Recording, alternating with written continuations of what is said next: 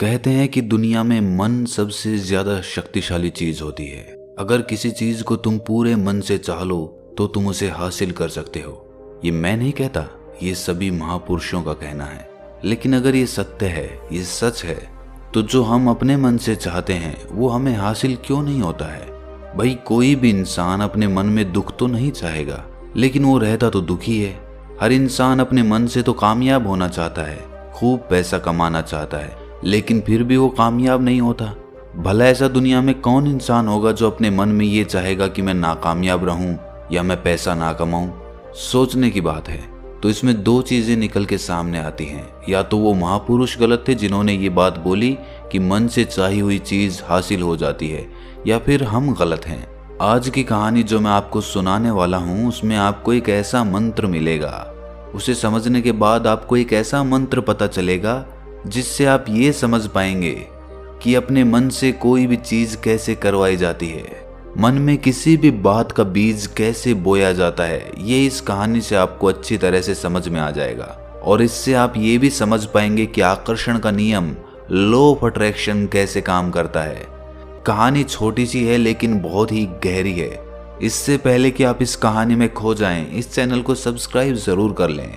तो चलिए ये कहानी शुरू करते हैं। एक बार की बात है, एक आदमी के जीवन में सिर्फ दुख ही दुख थे। वो जो भी काम करता उस बेचारे का वो काम पूरा ही नहीं होता। घर में आता तो घर में कलेश बना रहता, किसी से कोई मदद मांगता तो कोई उसकी मदद नहीं करता। ऐसा लगता था कि चारों ओर से दुखों का पहाड़ उसी पर टूट पड़ा है। उसे समझ नहीं आ रहा था कि मैं इन दुखों से पार कैसे पाऊं। वो दिन रात यही सोचता रहता कि अपने दुखों से छुटकारा कैसे पाना है। इसी कारण से वो रात में सो भी नहीं पाता था। उसकी आंखों के नीचे बड़े बड़े काले घेरे बन गए थे, जो इस बात का प्रतीक थे कि वो आदमी कितना दुखी है और कितना चिंतित है। कभी कभी तो उसके मन में आत्महत्या करने के भी ख्याल आते थे, लेकिन अपने परिवार की चिंता करके वो ये कदम नहीं उठा पाता था। वो इतना दुखी हो गया कि उसने निर्णय किया कि वो इन दुखों से छुटकारा पाके रहेगा। इसके लिए चाहे उसे कितनी भी मेहनत करनी पड़े, कुछ भी करना पड़े, चाहे अंगारों पे चलना पड़े, लेकिन इन दुखों से छुटकारा हासिल करके रहेगा। ऐसे ही एक दिन उसने अपने मित्र से पूछा कि मैं अपने जीवन को कैसे सुधारूं। उसके मित्र ने उसे बताया कि तुम किसी बाबा के पास जाओ। बाबाओं के पास ऐसा मंत्र होता है जिससे सारे दुख मिट जाते हैं, जीवन खुशियों से भर जाता है और धन संपदा भी हासिल हो जाती है। तुम किसी ऐसे बाबा को ढूंढ लो, बस तुम्हारा काम बन जाएगा। उस आदमी के मन में ये बात पूरी तरह से पक्की बैठ गई कि कोई बाबा ही मेरा दुख दूर कर सकता है, और इसीलिए उसे किसी भी बाबा के बारे में पता चलता तो वो उस बाबा के पास पहुंच जाता। वो उस बाबा को अपनी समस्या बताता और उससे उसका समाधान पूछता और कहता कि बाबा, मैं कुछ भी करने के लिए तैयार हूं, लेकिन मेरी इन समस्याओं से मुझे छुटकारा दिला दीजिए। आप जो कहेंगे मैं वो करूंगा, लेकिन मेरे जीवन को सुधार दीजिए। बाबा उसे कुछ टोने टोट के बता देते थे करने के लिए, और बदले में दान दक्षिणा ले लेते थे कि ये टोना टोटका करने के बाद तुम्हारे घर में सुख शांति बनी रहेगी, बस इस टोटके को पूरी विधि के साथ करना। वो आदमी घर लौटकर पूरी विधि के साथ टोने टोटके करने लगा, लेकिन बहुत टोने टोटके करने के बाद भी उसके जीवन में कुछ बदलाव नहीं आया। इसके विपरीत उसका जीवन और ज्यादा दुखी हो गया। जो भी बाबा उसे टोना टोटका देता था वो बदले में उससे दान दक्षिणा लेता था, जिससे उसका धन भी धीरे धीरे खत्म हो रहा था। इससे उसके जीवन में दुख और ज्यादा बढ़ गए। तब उसे लगा कि बाबाओं के पास जाने से तो मेरे जीवन में दुख कम होने की बजाय बढ़ते ही जा रहे हैं, तो मुझे क्या करना चाहिए? बाबाओं के पास जाऊं या ना जाऊं? फिर एक दिन एक आदमी ने उसे बताया कि तुम अपने घर में किसी पंडित को बुलाकर हवन करवा लो। हवन होगा, घर शुद्ध हो जाएगा। कोई भी बुरी ऊर्जा होगी घर में तो वो घर से बाहर चली जाएगी। किसी पंडित को बुलाकर पूरे विधि विधानों से मंत्रोच्चारण कराओ और हवन कराओ, जिससे घर में सुख शांति आए। उस आदमी के मन में ये बात बैठ गई और उसने एक पंडित को अपने घर पर बुलाकर हवन करवा दिया। हवन अच्छी तरह से संपन्न हुआ। बदले में पंडित ने भी अच्छी दान दक्षिणा ली और उसके बाद वो वहां से विदा हो गया। लेकिन कुछ दिनों के बाद उस आदमी को महसूस हुआ कि उसके जीवन में अब भी कोई बदलाव नहीं आया है। अब वो आदमी पूरी तरह से दुखी हो गया और ज्यादा परेशान हो गया। अब तो उसे लगने लगा था कि मेरे जीवन में से दुख कभी खत्म ही नहीं होंगे। और यही सोच सोच कर उस आदमी का बुरा हाल हो गया था। फिर एक दिन उसे अपने मित्र से एक ऐसे बाबा के बारे में पता चला जो समाधान बताने के लिए कोई दान दक्षिणा नहीं लेता था। उस आदमी को लगा कि ये बाबा दूसरे बाबाओं की तरह नहीं हो सकता, क्योंकि ये दान दक्षिणा तो लेता ही नहीं, और अगर दान दक्षिणा नहीं लेता तो ये सच में कोई सिद्ध बाबा होगा। और यही सोचकर वो उस बाबा के पास पहुंच जाता है। जब वो आदमी वहां पर पहुंचता है तो वो बाबा ध्यान में बैठे हुए थे।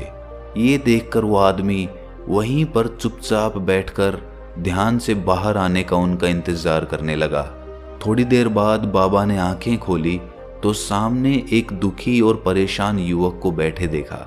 वो उसकी आंखों के नीचे काले घेरे देखते ही समझ गया कि ये आदमी अपने जीवन से कितना परेशान है। उसे संबोधित करते हुए बाबा ने पूछा कि बच्चा, क्या चाहते हो? बाबा के पास क्या लेने आए हो?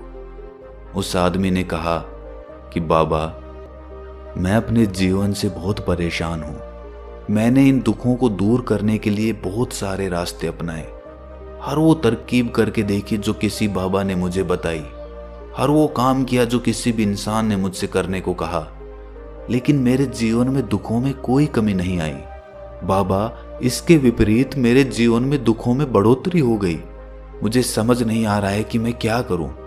कभी कभी तो मैं आत्महत्या करने की सोचता हूं, लेकिन अपने परिवार की सोचकर मैं ये कदम नहीं उठा पाता। मैंने आपके बारे में बहुत सुना है बाबा, और मैं बहुत उम्मीद के साथ आपके पास आया हूं। कृपया करके मुझे कोई ऐसा मार्ग बताएं जिससे मुझे अपने दुखों से छुटकारा मिल जाए। मैं अपने दुखों से छुटकारा पाने के लिए कुछ भी करने को तैयार हूं। आप मुझे कोई भी रास्ता बताएं, चाहे वो रास्ता कितना भी कठिन क्यों ना हो, मैं उसको पार करके रहूंगा। बाबा ने महसूस किया कि आदमी तो सच में बहुत परेशान है। बाबा ने उसकी बात सुनकर कहा कि बच्चा, दुखों को दूर करने के लिए मंत्र ऐसे ही नहीं मिलते। मंत्र पाने के लिए कुछ करना पड़ता है। तुम कुछ कर सकते हो? ये सुनकर पहले तो उस आदमी ने सोचा कि ये बाबा भी मुझसे दान दक्षिणा ही मांगेंगे, लेकिन और कोई रास्ता ना पाकर उस आदमी ने कहा कि बाबा, आपको जितनी भी दान दक्षिणा चाहिए मैं देने के लिए तैयार हूं, लेकिन आपका मंत्र सच्चा होना चाहिए, वो पूरा होना चाहिए, उसका फल मुझे मिलना चाहिए। उसके बाद मैं आपको जो भी दान दक्षिणा लेना चाहते हो वो दे दूंगा। बाबा ने कहा कि दान दक्षिणा तो बहुत छोटी सी चीज है, मुझे वो नहीं चाहिए। इस पर वो आदमी सोच विचार करके बोला, तो बाबा, मैं अंगारों पे भी चलने के लिए तैयार हूं, आप मुझे बस आज्ञा दीजिए। बाबा ने कहा कि अंगारों पे चलने वाली छोटी चीज मैं तुमसे नहीं कराने वाला। मैं जो तुमसे कराने वाला हूं वो बहुत कठिन मंत्र है, उसे पूरा कर पाओगे? बाबा ने कहा कि बाबा, आप मुझे बताइए तो सही, मुझे करना क्या होगा, मैं कुछ भी करने को तैयार हूं। इस पर बाबा ने उसे कहा कि यहां से जब तुम अपने घर जाओ तो रास्ते में अपने मन में ये दोहराते जाना कि मैं सुखी हूं, मैं सुखी हूं, मैं सुखी हूं। बार बार अपने मन में यही दोहराना, और याद रहे जुबान पर ये नहीं आना चाहिए, ये सिर्फ मन में दोहराना है। ये सुनकर वो आदमी बोला, बाबा, बस इतनी सी बात, ये तो मैं चुटकी बजा के कर लूंगा, लेकिन इससे होगा क्या? बाबा बोले कि इस मंत्र को करके देखो, वैसे भी तुमने इतने बाबाओं के मंत्र किए हैं तो इस मंत्र को भी करके देख लो। उस आदमी ने सोचा कि बाबा कुछ दान दक्षिणा तो ले नहीं रहे और छोटा सा मंत्र है, इसे तो मैं कर ही लूंगा। वो बोला, ठीक है बाबा, मैं ये मंत्र जरूर करूंगा। वो आदमी ये कहकर वहां से उठकर चलने लगा, लेकिन जैसे ही वो चलने लगा, पीछे से बाबा ने बोला कि बच्चा, एक बात याद रखना, जब तुम ये मंत्र अपने मन में दोहराओ तो तुम्हारे मन में बंदर के विचार नहीं आने चाहिए, बंदर का ख्याल भी नहीं आना चाहिए, तो ही ये मंत्र सिद्ध होगा। वो आदमी बोला, मुझे तो आज तक बंदर का कोई विचार नहीं आया, तो अब क्यों आएगा? आप चिंता मत करिए बाबा, मैं बस मन में यही दोहराऊंगा कि मैं सुखी हूं, मैं सुखी हूं। इसके अलावा बंदर का कोई विचार मेरे मन में नहीं आएगा। ये कहकर वो आदमी वहां से चल दिया। वो अपने मन में मैं सुखी हूँ, मैं सुखी हूँ ये दोहराता हुआ थोड़ी दूर ही चला था कि उसके मन में अचानक बंदर का ख्याल आ गया। बंदर का ख्याल एक बार आया और चला भी गया, लेकिन उस आदमी ने सोचा कि आज तक तो मुझे बंदर का कोई विचार नहीं आया, ये आज बंदर का विचार क्यों आ गया। और ऐसे करके उसने उस बंदर के विचार को पकड़ लिया। वो ये भूल गया कि मुझे क्या मंत्र दोहराना है और वो बंदर के बारे में सोचने लगा। जब थोड़ी देर बाद उसे फिर से होश आया तो वो फिर से अपना वही मंत्र दोहराने लगा जो बाबा ने उसे बताया था, मैं सुखी हूँ, मैं सुखी हूँ। लेकिन अचानक से उसे सामने एक बंदर दिखाई दिया और ये देखकर उसके मन में फिर से बंदर का विचार उठ गया और वो अपने अंदर से इस विचार को बाहर फेंकना चाहता था। वो चाहता था कि मेरे अंदर किसी भी तरह बंदर का विचार ना आए, लेकिन उसे तो सामने बंदर ही दिखाई दे गया। ऐसे ही जद्दोजहद करते करते वो घर पे पहुंचा और घर पे पहुंचने के बाद अपनी पत्नी को कहा कि हे बंदरिया, मुझे खाने में बंदर परोस दो। और जब उसे एहसास हुआ कि उसने क्या बोल दिया तो वो अपने बाल नोचने लगा। वो दीवारों में सर मारने लगा कि आज तक मुझे बंदर का कोई विचार नहीं आया और आज मुझे ये क्या हो गया है कि मुझे हर जगह बंदर ही बंदर नजर आ रहे हैं, ये कैसी माया है। यही सोच सोच कर वो आदमी रात भर सो नहीं पाया।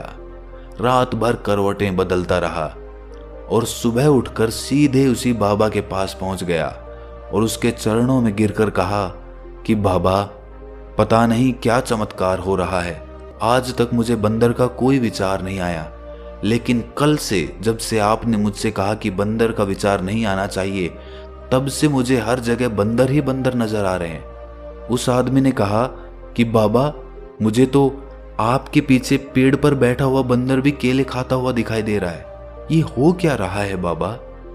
ये सुनकर बाबा हंसने लगे।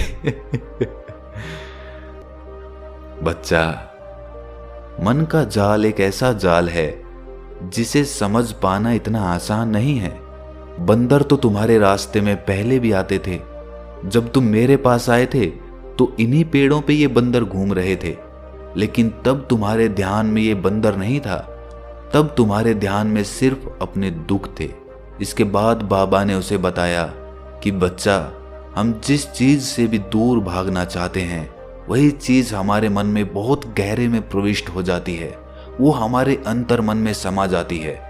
असल में हम जिस चीज से भी छुटकारा पाना चाहते हैं उससे छुटकारा इसीलिए पाना चाहते हैं कि वो हमारे साथ बहुत गहरे से जुड़ी हुई है, और हम जितना ही उससे छुटकारा पाना चाहते हैं वो उतनी ही गहरी हमारे मन में बैठती चली जाती है और आखिरकार वो हमारे अंतर मन में छा जाती है।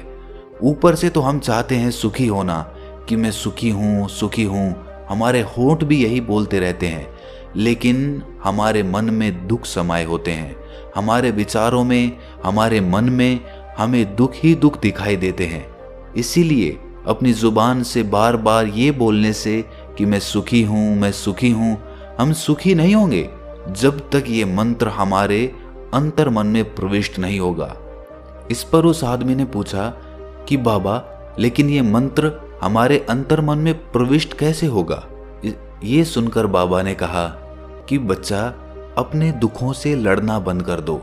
जब तक तुम अपने दुखों को दूर करने की सोचते रहोगे तब तक वो दुख तुमसे चिपके रहेंगे, तब तक वो दुख तुम्हारे अंतर मन पर अपना राज जमाए बैठे रहेंगे। और जिस दिन तुम उन दुखों के बारे में सोचना ही छोड़ दोगे, उन दुखों से छुटकारा ही नहीं पाना चाहोगे, उसी दिन से तुम्हारी जिंदगी से दुख गायब हो जाएंगे। क्योंकि किसी भी चीज से छुटकारा पाने के लिए हमें उस चीज के बारे में सोचना पड़ता है, और हम जितना ही उस चीज के बारे में सोचते हैं वो उतनी ही गहरी हमारे मन में प्रविष्ट होती चली जाती है। हम अधिकतर समय दुखों के बारे में ही सोचते हैं। हम यही सोचते हैं कि हमारे जीवन में दुख है और हमें इससे छुटकारा पाना है। इसी वजह से बार बार सोचने से वो दुख हमारे अंतर मन में प्रविष्ट हो जाते हैं और हमें एहसास भी नहीं होता।